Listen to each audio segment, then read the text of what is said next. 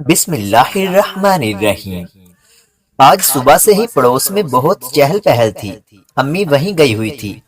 بات ہی کچھ ایسی تھی، ارم کے رشتے کے لیے لوگ آنے والے تھے۔ کئی رشتوں کو رد کر کے رشیدہ خالہ نے اس رشتے پر حامی بھری تھی۔ شام ہو چلی تھی اور ابو نماز کے لیے جا چکے تھے۔ میں دادی اماں کے پاس آ بیٹھی۔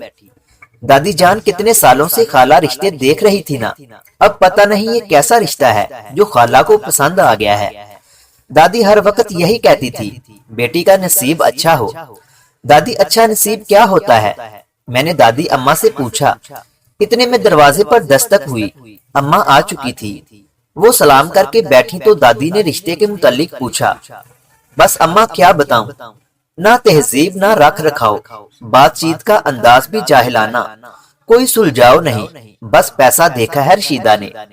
ارے پیسہ تو رو پیٹ کر چھین جپٹ کر کوئی کیسے بھی حاصل کر لیتا ہے، اس کے سہارے کوئی زندگی گزرتی ہے کیا؟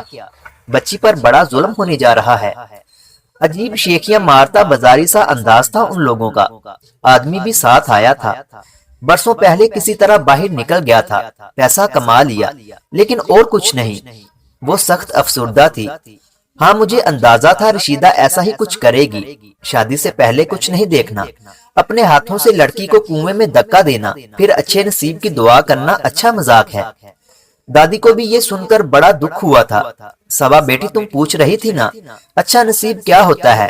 نصیب کو صرف پیسے کے تناظر میں نہیں دیکھنا چاہیے، اصل چیز تو لڑکے کا کردار ہے۔ مضبوط کردار کا آدمی آپ کو کبھی گرنے نہیں دے گا، اور خوش اخلاقی ایسا وصف ہے جو زندگی کو سہل بناتا ہے۔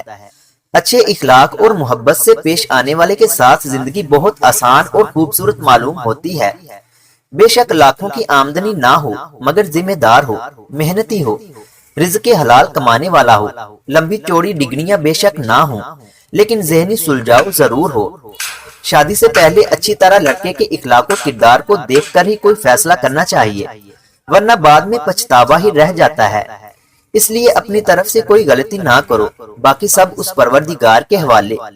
میری اللہ تعالیٰ سے یہی دعا ہے کہ اللہ پاک ہر بیٹی کا نصیب خوبصورت بنائے، آمین۔